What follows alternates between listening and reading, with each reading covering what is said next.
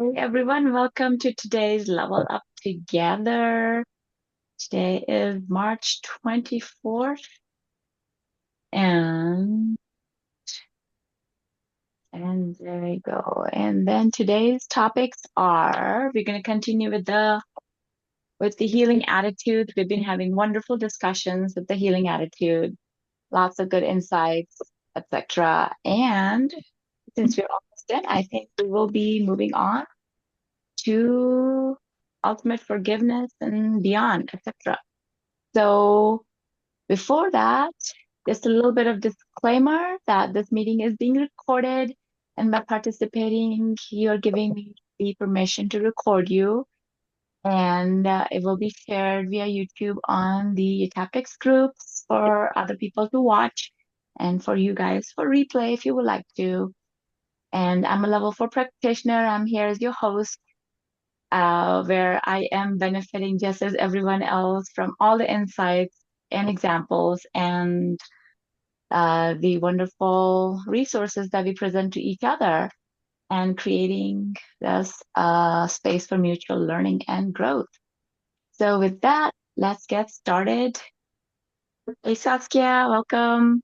Let's get started. So we are on my book page 132. It might be 131 for you guys or somewhere thereabouts. And we are on the point number 44 on the healing attitudes. So who would like to read first?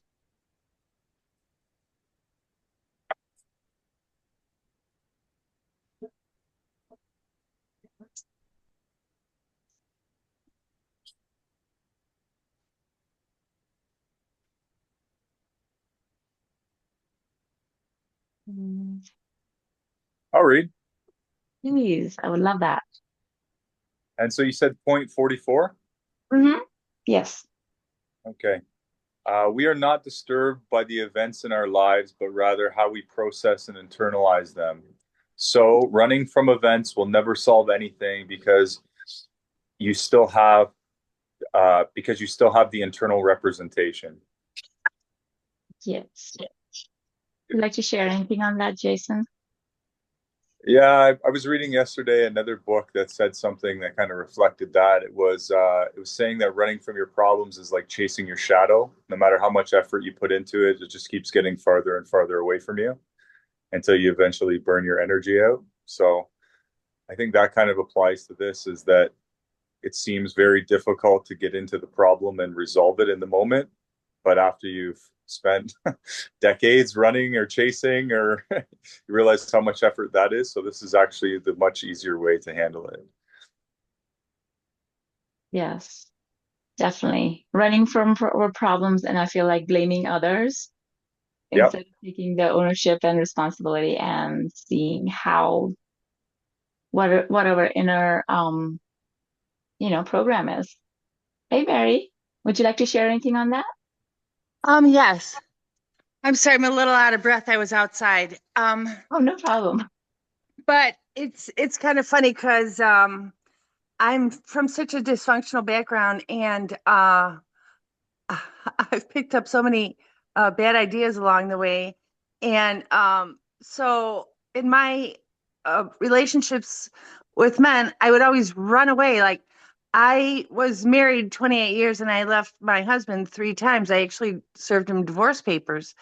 Um, and well, anyway, he died of suicide. And long story short, the second relationship, I broke up with him eight times. One time it was for a whole year, and then I ended up marrying him, and 5 months later divorced him.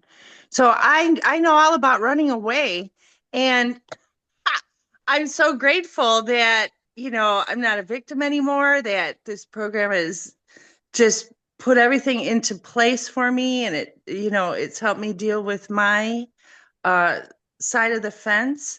And it's so freeing. And I'm glad we're talking about forgiveness and stuff today because, as everybody knows, the hardest one to forgive is ourselves. And so that's kind of the point in my journey the last few years. But what a beautiful discovery of self growth and, and just rebuilding rebuilding the past. You know, it's just beautiful. Yes, it is. Thank you. Can I say one more thing, Tristy, about Yes. that? Oh, absolutely. Yeah, the other thing that I realized with that is that it's been true in my life is that you think that the problems are originating from like other people or from events, and that if you go on vacation or you go to a different job or you go to another country or you whatever, you feel like you're going to be able to escape those, only to find that when that newness of that other thing wears off, you're stuck right back with that problem again. So it's like realizing that the source of it is being generated from the representations that you're holding internally. It's not coming from the external, from people, places, and events that you need to get away from. You're just going to take it with you. Yeah, totally agree. And if you go on a vacation, we come right back to ourselves, come back home and we're in the same place. Yeah, definitely can run away from it. Hey, Kathy, welcome. Good to see you. We are on. Hey, Stacy, good to see you here. See you too. Thank you. You're welcome. We are on page 132, 131, somewhere around there. Point number 44 on healing attitudes in level 1 book. Yeah, that was beautiful. Anyone else would like to share anything on that? Which one are we on so I can get, I number came 44. in late, so which Number one? 44. Yeah, number 44. 44. Okay, thank you. Mary, thank you for your example. I really appreciate your openness and honesty, and that's such a big example, and we can all grow from there.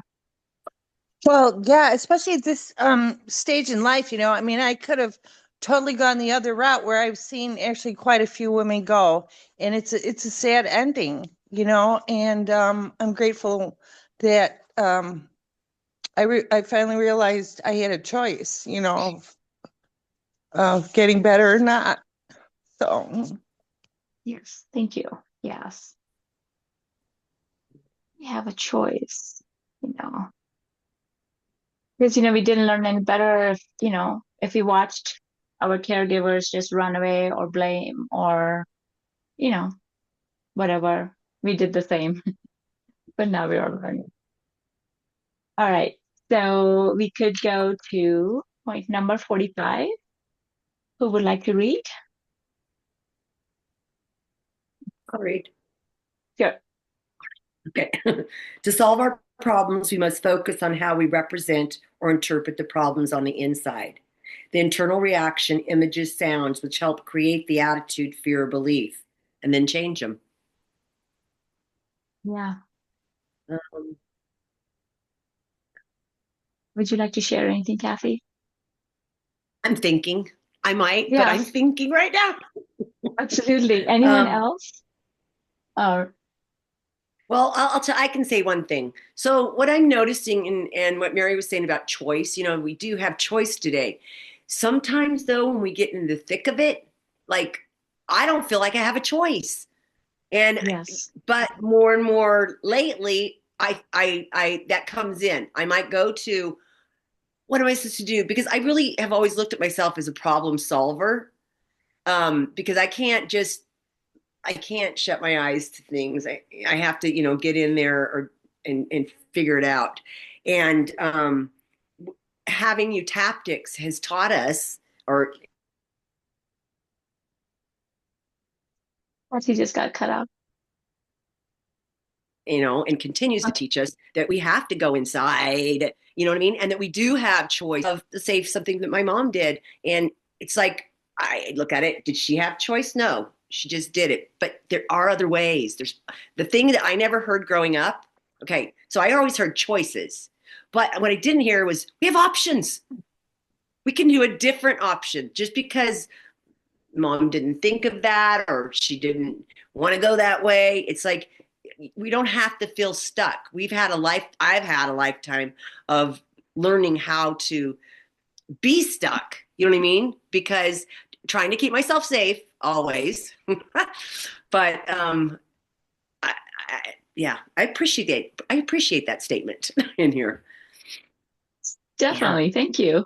Hey, Thank Trish, you. the question on that. Hmm. It says at the end, the internal reactions, images, and sounds which help to create an attitude, fear, or belief. What is the like?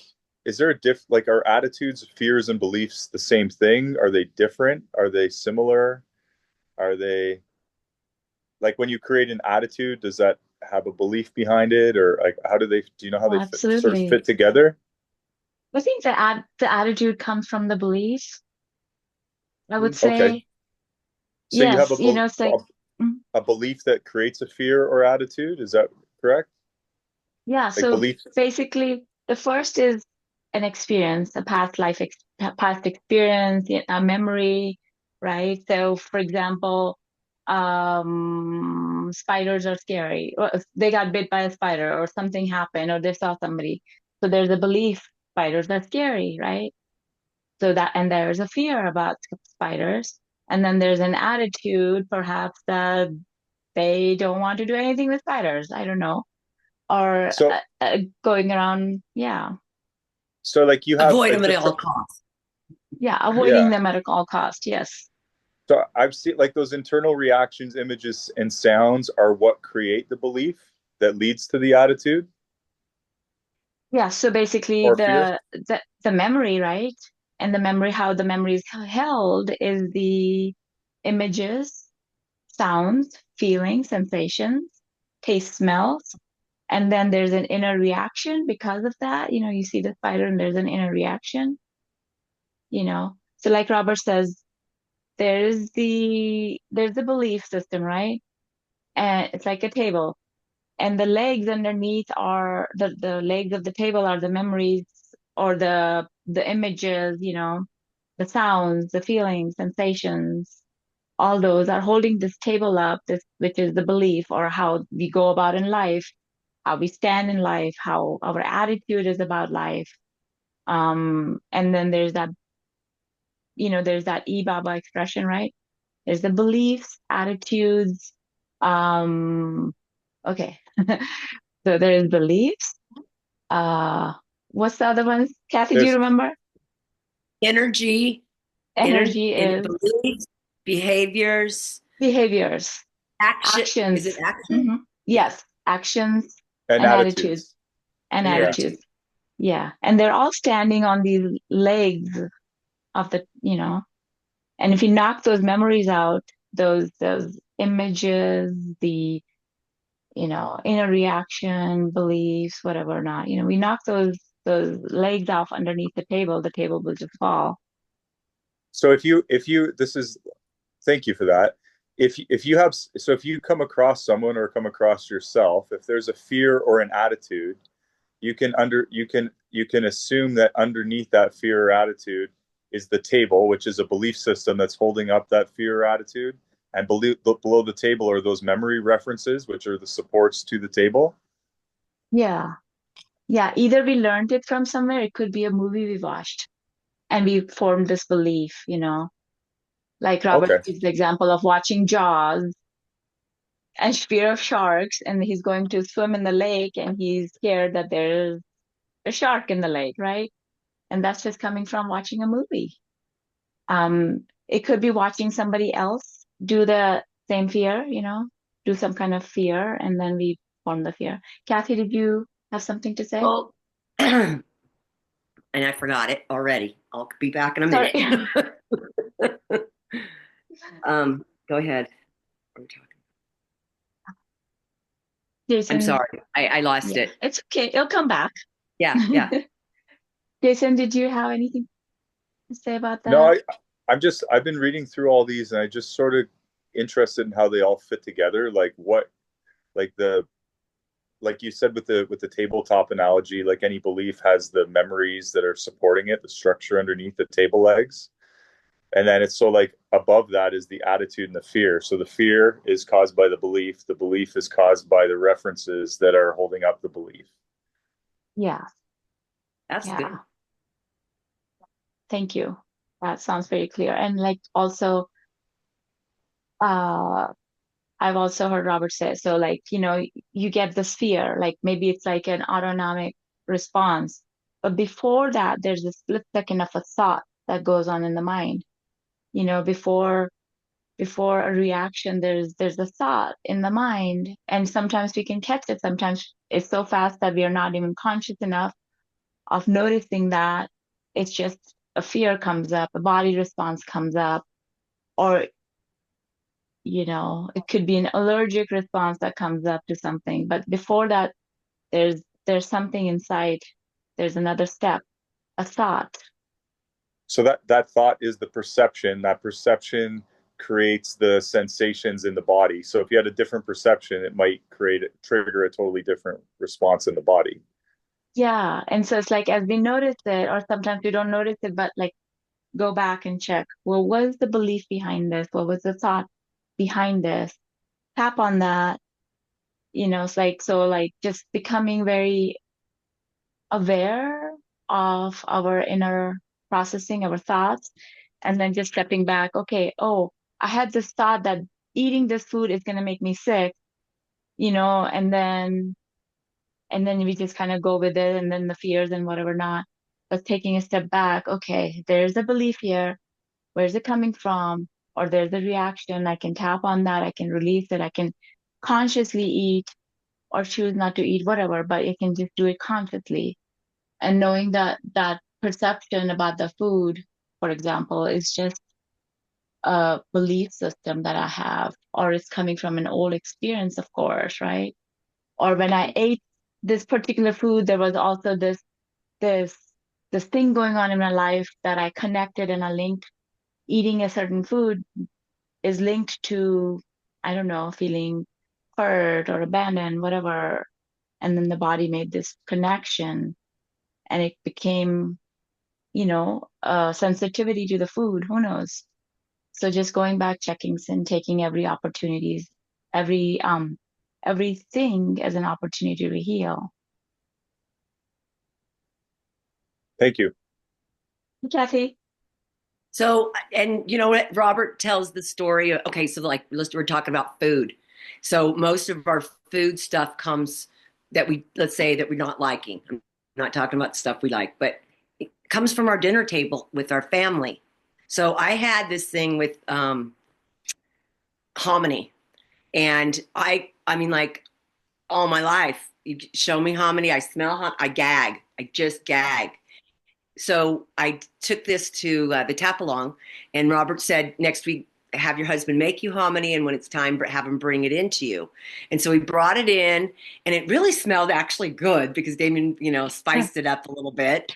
But I was kind of like nervous because I used to throw up when I would eat. My mom used to make me eat it. So it wasn't even about the hominy. It was as a kid, I didn't like that texture or whatever. And we lived in that time of you eat what's on your plate, or at least 2 bites or whatever. And so when Damien brought it into me, and Robert's like, okay, took me through the whole process. Now taste it. And at the end of the time, it was like, I liked the hominy. It was about the behavior and the making me and standing over me and watching me. So the beliefs about the hominy had nothing to do about the taste for me. It had to do about, you will eat this. You are not moving till you eat this kind of thing. And a lot of times I take it back to that around the table thing when I'm trying to look at beliefs, because they came from somewhere. We weren't just born with them. And a lot of times doesn't have anything to do with that thing. You know what I mean? Like it didn't have anything to do with the hominy. It had to do with mom. So anyways, I found that really helpful, because now when I find things I don't like, I have a way of going in and trying to look, because I know that I experienced something that I didn't even think that I would ever, like, why would I ever try it again in my life? But I did. And it's like, am I going to go buy it? Probably not. If I come over to your house and you have it, I can eat it. So there's. All right. Next time I'll make some hominy when you're coming over. That's a beautiful example. Thank you, Kathy. Mm-hmm. Yes, definitely. Anyone else would like to share anything on this? Yeah. So, like you said, Kathy, to solve our problems, we must focus on how we represent or internalize or interpret the problem on the inside. Yeah. Because as we do this work, you guys, don't you find that it's like nothing's really like I thought in my mind, how my mind used to, and I just say play tricks because it was a trick. It was trickery because not everybody's out to get me. Not everybody's trying to hurt me. You know what I mean? But our minds can go to things and then we make these stories up. And so doing this work is cleaning us up. Thank you. Love it. Yes. Thanks for sharing that. Yeah. And then we can know that we have the choices. We have the options. Yes. Definitely. Yeah. And I like agree. Sometimes we just get caught up in that. No, I don't have any options, and then we just get stuck in that.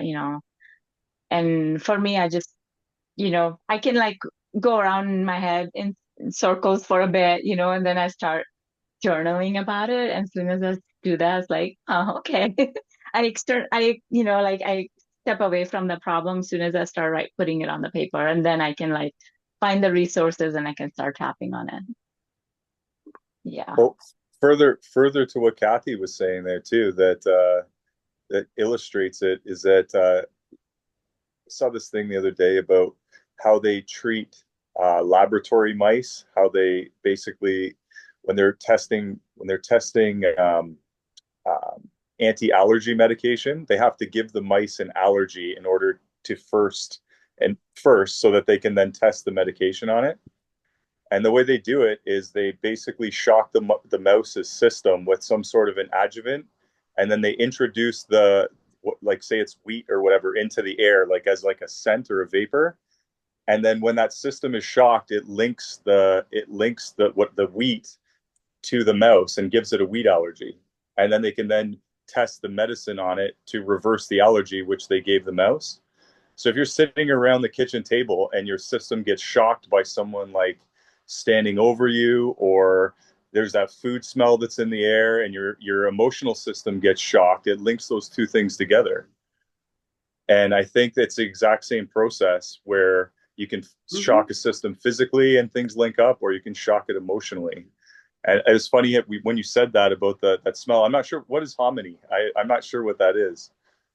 It's like the inside part of corn without the little yellow on it. I've never had that. That's okay.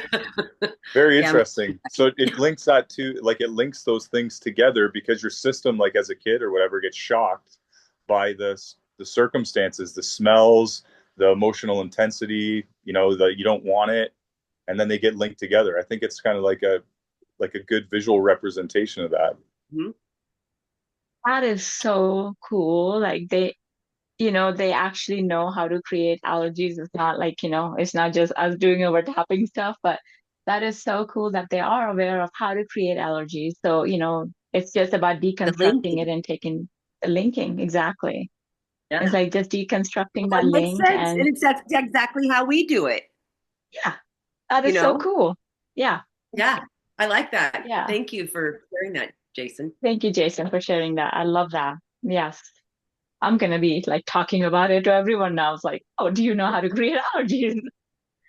Yeah. So like my daughter always says like, yeah, I got, it's like really funny. I was allergic to watermelon because, I ate it once and it was so bad and I felt so sick, but I felt like I had to finish it and, feeling bad about like throwing it away. And so, and then she, for a year or two, she got, allergic to watermelon because, that she would get hives and stuff. And then that was gone. Yeah. And like Mary's saying, they induce the allergy and profit from selling the anti-allergy drug. Yeah, so crazy. Absolutely. So yeah, and then she got over it because that linking went away. It's like funny, we can create our allergies and then we can release them. So yeah. Yeah. Most of the people in the world believe that we are born with the allergy and it's there to stay, we can only take medications. But they also believe you can't change memory. Those same people. Exactly. So we're learning, it's like we know more than that. Exactly. Love it. Thank you, guys. All right. Anyone else would like to share anything? Now we could go on to point number 46 and raise your hand if you would like to read it.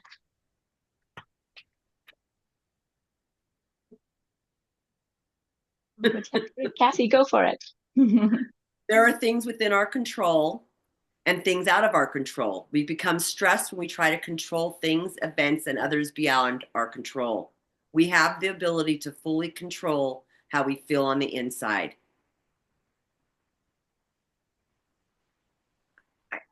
I'm beginning to believe we do. You know what I mean? There's like sometimes when I'm real upset or something, maybe I wouldn't say a different thing to you right now, but I really do believe that because I feel like there's a place inside of me that knows now when I get out there, again, I have a choice. I have an option. What do I want to do? Do I want to sit in it? Sometimes, you guys, my answer is hell yes. I just want to sit in it. I want to wallow in it a little while. Other times it is no, I'm going to go tap. And the thing for me is, it's like, I ask myself this because like I've had a couple things that come up and I'm like, why didn't you go tap on that? And then I tell my brain tells me because you're lazy. I'm not really lazy, but it's like, what? If it takes 3 minutes and, you know, like we're just looking for an ink. Sometimes I think when I tap, I think I have to take, especially if I get a low number. Oh God, that's going to take forever. You know what I mean? And the thing is it doesn't, but if you stop, then it does because you're just right there. You're still the same place that you were. But tapping does not take that long. And even if you go up 2 notches from where you were, see, that's my mindset. In my mind, I always had to get to 10, had to, you know what I mean? Even like I was, say I'm busy and I know I need to tap, but yet I think I don't have enough time to go all the way to 10, then I just won't do it. And now it's like, you know what? Just do 2 rounds. 2 rounds is better than nothing, and you will feel better. So, anyways, Yeah. that's Thank how you, I keep Kathy. myself. I try to keep Yeah. myself. Yeah, I think we all do it in one way or the other, you know, until it's like becomes so automatic that like, But you know, the reason it's coming up is because we have been holding on to it, you know, and then when it comes up, we really want to hold on to it because, yes. But yeah, it's like the more we do it, the more we just like, okay, I'm gonna go down. Yes. Trish, see, if we tap on a problem and the problem is say it's at like a 10 and we don't completely flip the memory, like say we bring it down to like a 7 and we leave it at a 7, like if we for whatever reason if we can't get it lower or if we just get interrupted or whatever, is that like is that still an improvement? It is. Is it an Yes. issue to not take it all the way to 0? Or is it, how Yeah. does that work? Is that still beneficial, I guess? It is beneficial, I would say, because it's like we give our brain the permission to take it down a notch. And that's neuroplasticity itself. It's like we took control of it. Like, and then we can show our brain, oh, we can make it 10, we can make it 7, we can make it 20 if we wanted to. It's what we choose to do, right? What's the intention? And if you just took it down to 7, you can just write it down in your peace journal. If you took it down to 7, that means we're not consumed by it, first of all. We're not in it completely. We stepped out of it, right? Write it down. That gives us like an out to just go and at least write it down or do something about it, right? Like, okay, I'm going to tap on it tomorrow because right now I'm busy, perhaps. You know, I can't take, 10 minutes to go in the bathroom and tap while there's people outside waiting for me, right? Perhaps you just took the time to take it down to 7, you write it down, and then tomorrow or next time you can just go tap and bring it down, change the memory. But it's like that tapping in the heat of the moment, like Robert says, is the best time. And even if you take it down to 7 from 10, that means you stepped out of it. And then that means you took an opportunity to see that it's an inner job, Yeah, so it is beneficial. I think it's beneficial, but also I think that if we don't go all the way down, that problem will show back up for you. So you will have another opportunity to take it from your 7 down further. You know, Mm. and so sometimes I'm like, oh God, it's just going to show up again. So let's finish this. So true. So true. But yeah, it's not going anywhere. It'll come back. Robert always does promote taking it all the way down, though. Yes. Yes. If you can, just work through it and take it down. Yeah, definitely. Yes, absolutely. Yeah, and it's just like, you can just do mental tapping.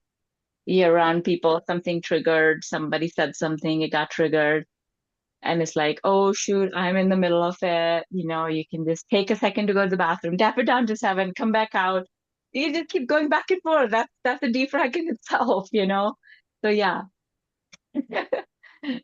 Yes, super. Anything else anyone like to share? Stacy. Hi, I'm sorry I'm off Hey, camera. I'm no problem. remodeling my room, but I don't want to miss the meeting today. I'm How's so glad. everyone? We're Yeah, so I'm glad you're glad. here. Yeah, it's good to see you. You too. Um, but yeah, what you guys just mentioned was what I was thinking about when you were talking about the running away. It's like some people are runners, some people just ignore it, and that's their habit, and the same thing occurs when you just ignore. You don't have to run from it, but if you just like, it's going to show back up anyway. Going to show back You up will. anyway. And if I Yeah. could make another quick point that I'm realizing now, I'm remodeling my room, redesigning my room. So I don't feel like I need to move right now. There was some heavy pressure on me wanting to get a bigger apartment, but I don't really need to get a bigger apartment right now. And in being a little stressed out about that, I, tapped on myself a little bit about the whole thing. Like this is really not the best time. Like, I don't really need to move. Like, what else can I do? Like, I didn't see any options, so I tapped. And Yeah. it dawned on me, like, what if I just redesign my room a little differently? And there you have it. And so that was yesterday, and I'm doing that right now. So Super. in And the in doing moment, so, yeah, absolutely. And you redesigned that part inside your mind exactly. yeah, Yeah, that's I a was beautiful feeling metaphor. stuck, feeling cornered, and a little pressure. And I'm just like, okay, we know what to do with this. It's a And great metaphor. You don't have to run somewhere else. You can just change right where you're at. exactly, that's Absolutely. exactly what you said is what I meant to say in describing this whole thing. And Yeah. if I may call, I won't even call her out, but I also mentioned this to a level 1 client I was working with who is remodeling her house. Well, she's kind of cooped up somewhere and I was like, well, take a minute to notice what's happening in your life right now. I'm like, you're level 1, you're remodeling your brain. And at the same time your house is being remodeled. If that's not a metaphor, I don't know what is. It so is. So it's really awesome. You got to pay attention to that stuff and embrace it. Yeah. Yeah. It's really amazing Yeah. how, yeah, everything in our life, just even that, such a practical thing. You be thinking, oh yeah, I don't have any room anymore, but we can do something about it instead of running. It's that safety impulsivity, it's just that it was like impulse, it was so deeply embedded and ingrained and practiced.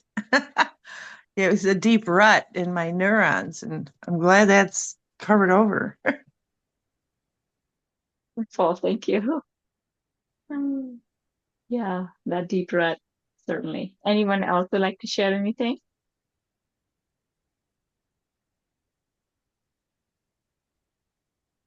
Hmm. Okay. If not, we can move on to the point number 47. Who would like to read? No one raises her hand already. Okay, go for it. I'll read Oh, 47.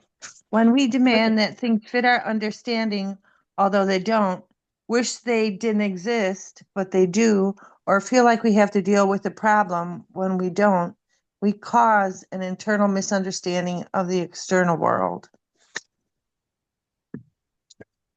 Yes. Should I keep going, or is someone going to share? Would you like to share anything about that? Uh, I would have to read that and really think about it deeply before I commented, Yes. because it seems like Yes, there's a lot in absolutely. there. There is a lot in there. Anyone else?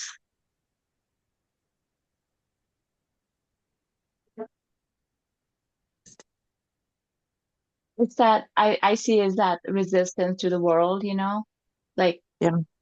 demand that things fit our understanding Well, or that's wish they called didn't exist. acceptance, right? I mean, it's all Yeah, about acceptance and surrender to what is. yeah, absolutely. And like if when we have to feel like we have to deal with a problem and we don't. Like Stacy's example of feeling like needing to move, but don't have to, you know? Yeah, and acceptance is big. And then doing so, like we cause more stress, like in the point above, we become more stressed. We try to control things and events and people beyond our control. Let go of the outcome. Mm. Yeah, let go of the outcome. Let go of the control over the outcome. Yeah. I almost get from that too. It's like saying that it's okay to do nothing. Like nothing is also like an option. Like there's like all these things that you're like this problem and all these different um it seems like there's all these things you have to do when it's okay not to do anything. Like sometimes that is a great option, is just to do nothing, just to stay exactly where you're at and not have to worry about making all these changes. Just be where it's at and be okay with that. Like that. I think there's a lot of wisdom in that. It's okay to do nothing. And that's an option. until you get that hit of what you wanted, you know what I mean? Because I find myself doing like, I gotta do something. I've got to change this. I've got to do something. And then sometimes when I just sit and go, I'm not going to do anything because I don't know what to do right now. Then it comes. It will come to you, and then you can, Yeah. Hold, hold, hold, just hold, hold tight. Just, you just stick where you're at. You don't have, like, I'm always doing that, scurrying off, trying to fix it immediately. And then you cause five more problems because you didn't really take time to fix it properly or think it through. Just all that action for nothing. Yeah, exactly. And not doing anything is also a way of responding. Yeah. Yeah, I like that a lot. And then, as Kathy said, then the right solution will come, will show up. Yeah. Anyone else?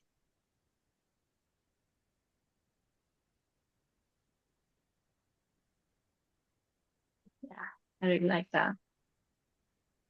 If not, we can go on to number 48. 48. We have the complete ability to change how we represent each event by changing how we internalize the event. To me, again, that speaks of choices. Mm-hmm. Yes, absolutely. Exactly. And then also changing the event and then what was the gift in this for me? Even if it's like there's no gift here, whatever not, right? Okay, we changed the memory, but then also like going to the original one and it's like, what was the gift here? Changing how we represent it. Because if we see it as the gift that we got from it, it changes the picture, it changes what meaning we give to it. What was the gift here? How did I grow? How did I perhaps got the opportunity to become a bigger person here? Or even if somebody betrayed you. Okay, in that betrayal, what was the gift here for me? How did I grow? How did I become more of me? How did I forgive? What was the gift here? Yeah. Anyone else?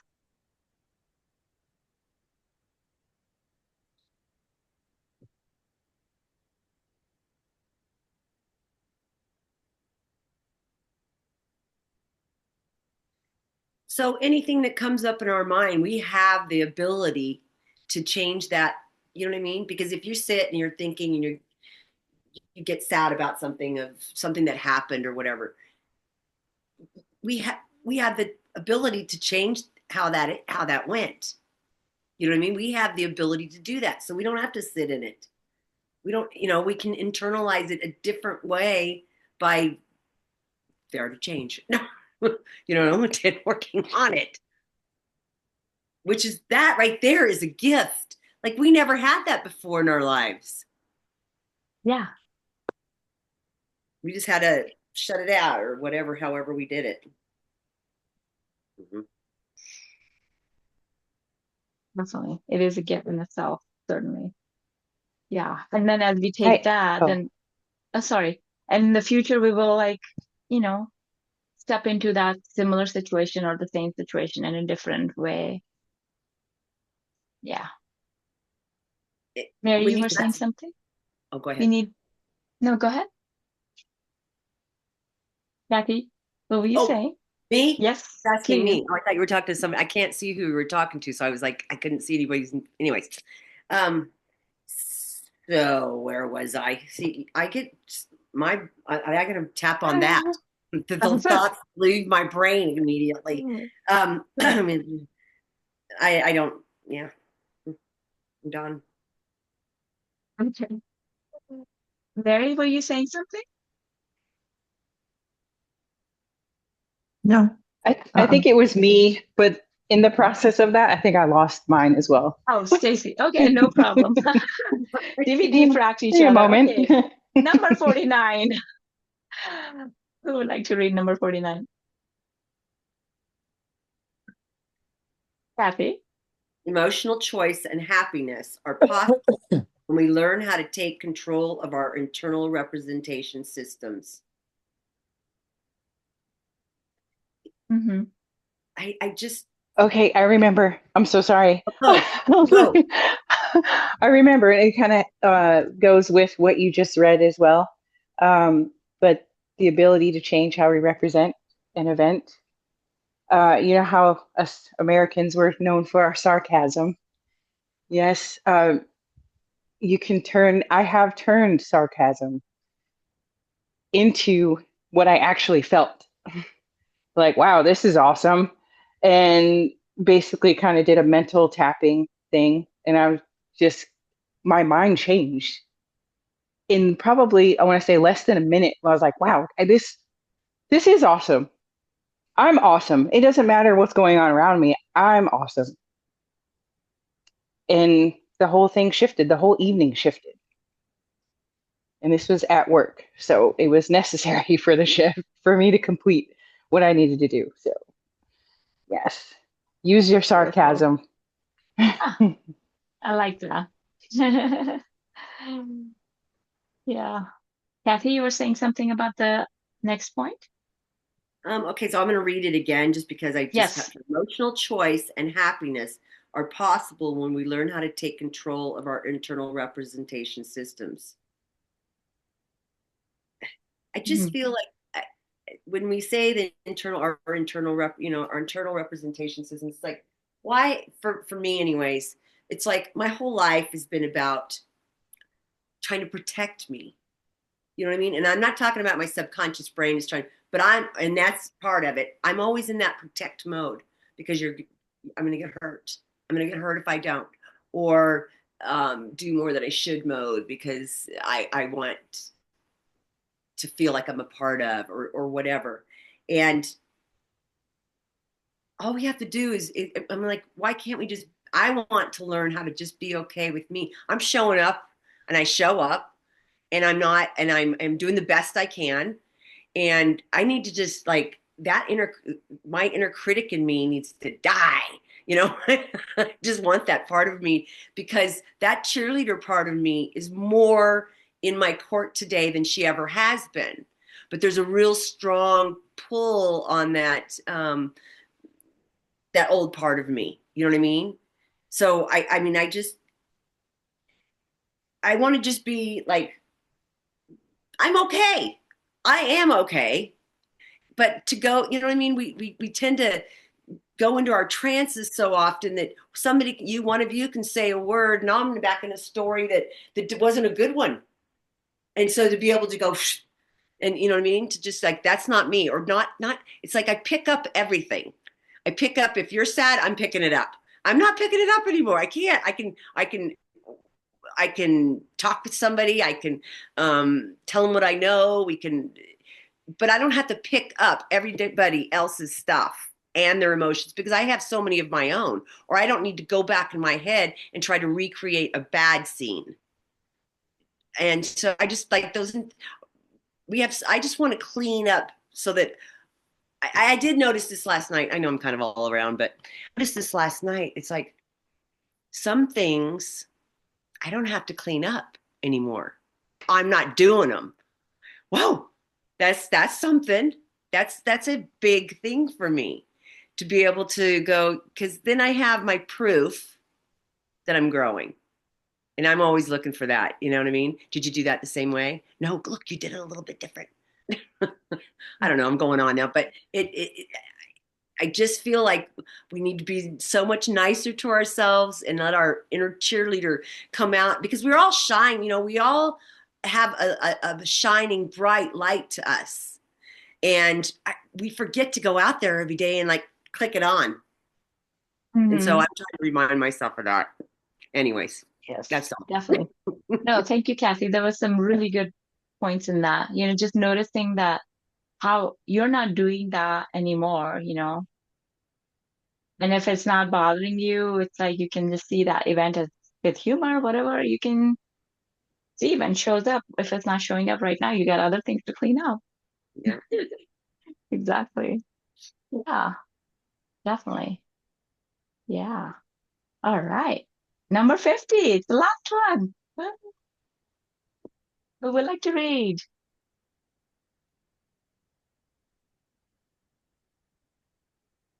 I'll read it. Yes, Stacy. Okay.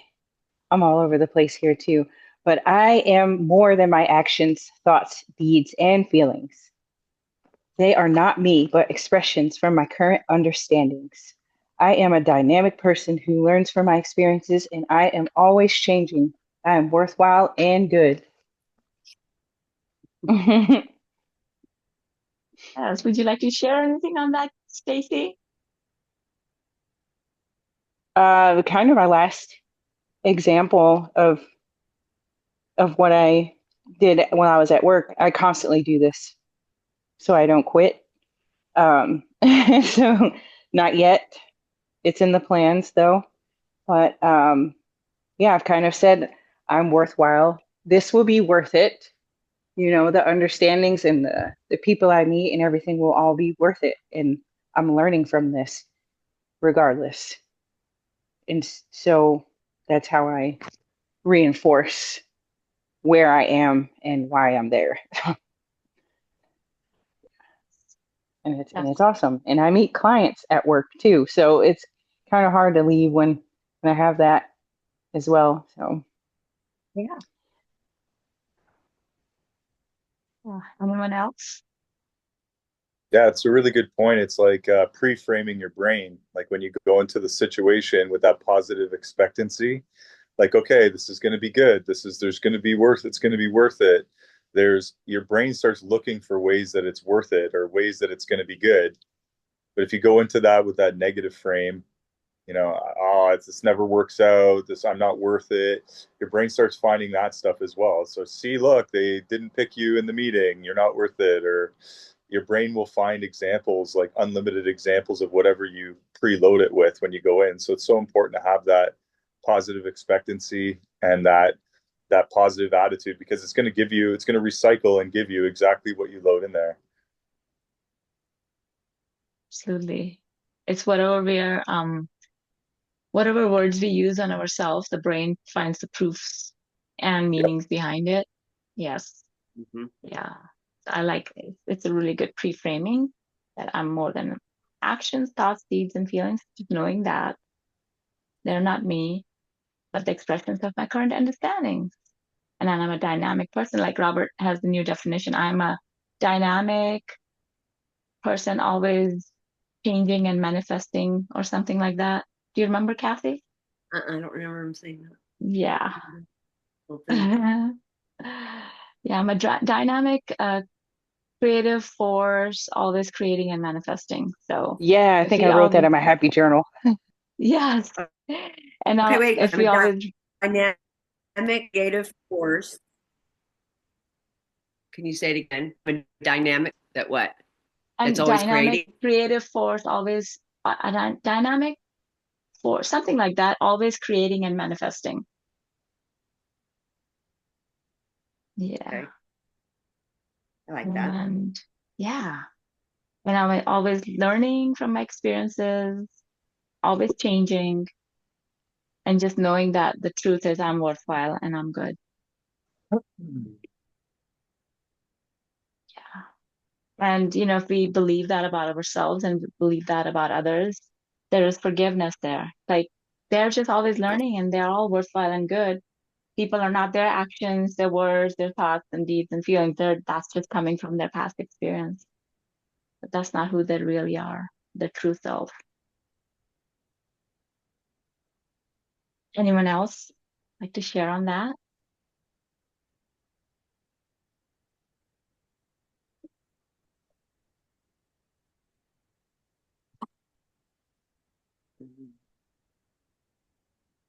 Yeah.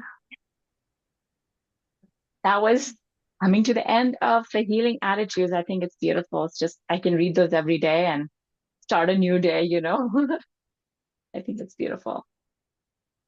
So let's move forward to the ultimate forgiveness. We still have a few minutes and we can read the ultimate forgiveness. Who would like to read?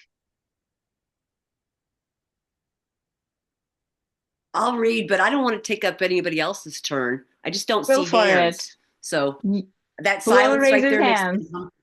hands. Your turn, Okay. Kathy. The ultimate forgiveness. Looking at the negative past, judging and condemning what we did is really punishing ourselves. When we rehearse this over and over, we are only torturing ourselves. But the goal isn't to ignore all these feelings. It's to release and let them go and change how the experience is represented in the subconscious, unconscious mind limbic system. Ultimate forgiveness means changing how we represent what happened. And as you make these changes, since every person inside your mind is really you are forgiving yourself. Mhm. I feel like I punished myself so much in my life. And it wasn't even because I did something that I thought was bad, but evidently I did something that was bad because I was hearing it from the others. You know what I mean? It was like I didn't know as a kid that I was doing all these bad things, but I would hear this, like a pointed finger towards me, and it would make me feel bad. And I'm really starting to forgive myself for just, I don't care if it's the way I've treated myself or the way that I treated somebody else. But if I don't forgive myself, how in the heck can I move on? I can't start anew. With this program, you can start anew. Like you go, okay, this is the first day of the rest of my life. And this is what I'm doing. And then at the end of the day, you're like, well, effed up on this one, but boy, look at me over here. Did I go good? And that's all I can do is every day be the best, try to be the best person I can be and learn. So that's what I got out of it. Beautiful. Thank you. Anyone else?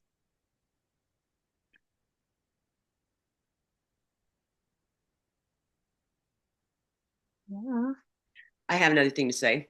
please. I like the fact this definition, the ultimate forgiveness means changing how we represent what happened, because a lot of the times what we're working on are things we didn't like that happened, and we get to make up the best story we ever had.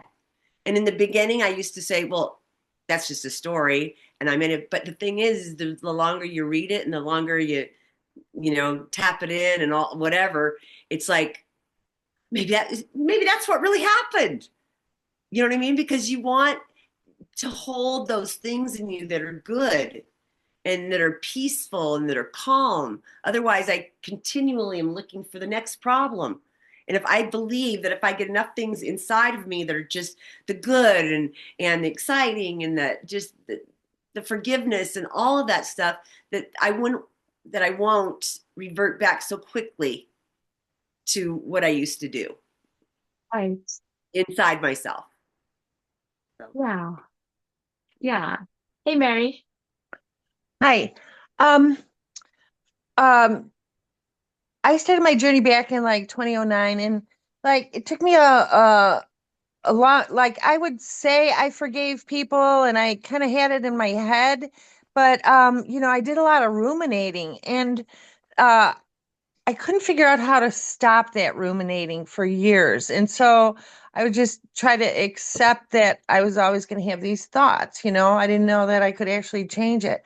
And so I don't know, about a year ago, I was able to um realize, a lot of the anger started dissipating, and then through tapping, um I was able to look at some of my false beliefs, but it wasn't until I did the faster EFT tapping um, that I was able to change those memories. And forgiveness is just like at a whole new level now, and it's just it, it's really a freedom technique. It just like I had thought I forgave these people years ago, but I'm carrying around the memories, I'm carrying around the anger, not knowing how to get rid of it. And now that it's really, really finally gone, it's like, wow. Um, and like Kathy was saying, um, you know, we wasted so much life carrying that crap around. And it's just so nice now that we can freely forgive. We can look clearly into events and misrepresentations and flip them. So thanks for letting me share. Of course. Thank you for sharing. Thanks, Mary. Hey, Sasha. Hi. Um, so this was really interesting because yesterday I was at a sitting for Eckhart Tolle. He was talking live, and I mean I've heard of him, but I've never actually dove deep into what he says. But he said something to the avail of, don't judge people for their consciousness, but at the same time, don't judge yourself. Like, the past, you did the best that you could within the consciousness that you had. And this kind of touches with, what he's saying, but expressions of my current understanding. So level of consciousness understanding. And that gave me a lot of peace. To really kind of let go of the past and to really just accept people for where they're at, not taking it upon myself to want to change them, but to understand that they're at a level of consciousness and that's it. And that's where they're at, and that's great. And we can only go so far as that. So we can only go really so far as our level of understanding and, to have a sense of compassion and love for ourselves. So, yeah, I really love Yeah, that. I love that too. Yeah. And also like just forgiving ourselves in the past memory too. It's like that's what we did our best. That was our kind of current understanding. That's where we were. And, we all are doing our best, Right. Exactly. and then, yeah, like if we put ourselves back then, yeah, that was the best we could have done. But like from here and then we beat ourselves up, like I could have done this, I could have done that based on, how things didn't work out. But, so, and then ultimate forgiveness is, we go and change that past. We give that to ourselves back then. We give ourselves that better understanding, creating a better result, creating a better outcome. And so it's like we're learning from ourselves, our younger self, perhaps, or the other person. We're giving them the skills in our mind.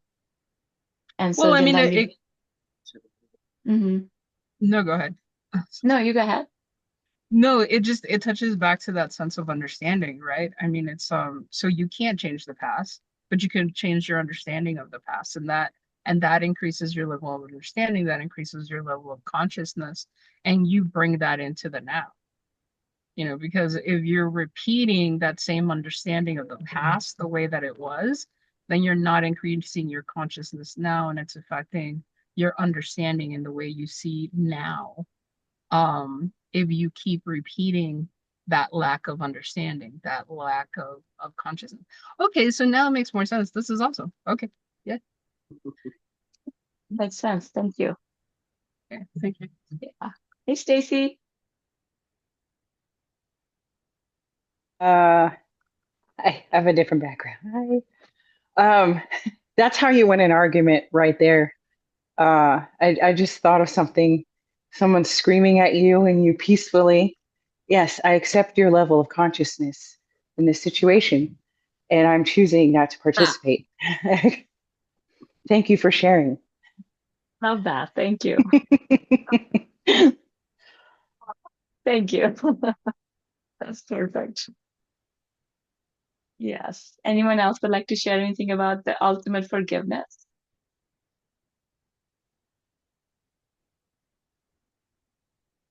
Yeah. Thank you so much. This was really good. Just I think ultimate forgiveness is something we need to just think about every day, Definitely. What could have done better, not for beating ourselves up, but because that was our current understandings. And then we give ourselves that knowledge for the younger self. We change that, how it represented, how we represent what happened. That younger self is doing making better choices, taking a better, well-informed decision now that we can go and inform her or him. And then, you know, we can take that learning, bring it to our current life. Mhm. Yeah. Yeah. So thank you, everyone. This was really wonderful. And next week, we will continue with the opposite of love, the mirror exercise, peace process. Mhm. Thank you. I will Thank you try so my much best for to being get here. there. Thank you. We'd love to have you. Yes, thank you for being here, everyone. Bye, This was everybody. wonderful. Hi, See thank you you. guys. Bye.